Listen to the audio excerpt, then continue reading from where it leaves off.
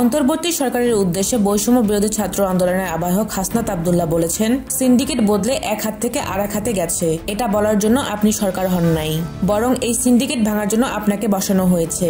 আমরা অন্তর্বর্তীকালীন সরকারের প্রতি আহ্বান জানাবো, দ্রুততম সময়ের মধ্যে কঠোর হস্তে এই সিন্ডিকেট ও বাজার ব্যবস্থা নিয়ন্ত্রণ করেন।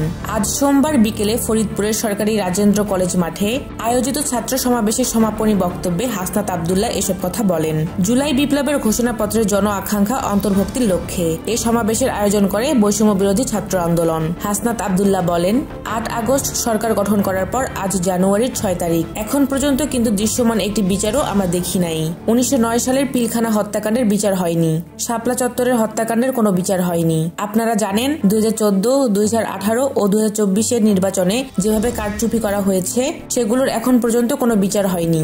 এই অন্তর্বর্তীকালীন সরকারকে আমরা স্পষ্টভাবে বলতে চাই, আপনারা যদি আমাদের মাঝে গ্রহণযোগ্যতা বাড়াতে চান, অবশ্যই অন্তর্বর্তীকালীন সরকারের সময়ে আমাদের এই বিচারগুলো আপনারা নিশ্চিত করতে হবে।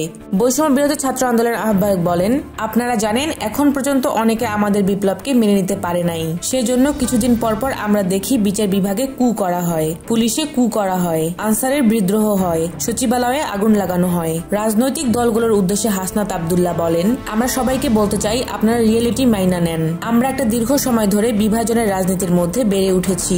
বিভাজনের রাজনীতির মধ্যে রেখে আমরা জাতীয় ঐক্য কখনো পৌঁছাতে পারিনি। আমাদের পূর্বের যারা রাজনীতিবিদ রয়েছেন, আপনাদের রাজনৈতিক প্রজ্ঞা, রাজনৈতিক অভিজ্ঞতা, সেগুলোকে আমরা তরুণ প্রজন্ম সম্মান জানাই। ফ্যাসিবাদকে বাংলাদেশ থেকে উৎখাত করার ক্ষেত্রে তরুণ প্রজন্মের যে প্রত্যয়, আপনাদের প্রজ্ঞার সঙ্গে তাদের প্রত্যয়ে যদি সম্মিলন ঘটাতে না পারেন, তাহলে ২৪ পরবর্তী বাংলাদেশ বিনির্মাণে আমরা ব্যর্থ হব। বৈষম্য বিরোধী ছাত্র আন্দোলনের এই নেতা আরো বলেন, ১৫ জানুয়ারির মধ্যে এই অন্তর্বর্তীকালীন সরকার আপনাদের রক্তের স্বীকৃতি দিক। ১৫ জানুয়ারির মধ্যে এই অন্তর্বর্তীকালীন সরকার খুনি হাসিনার বিচারের একটি স্পষ্ট বার্তা দিক।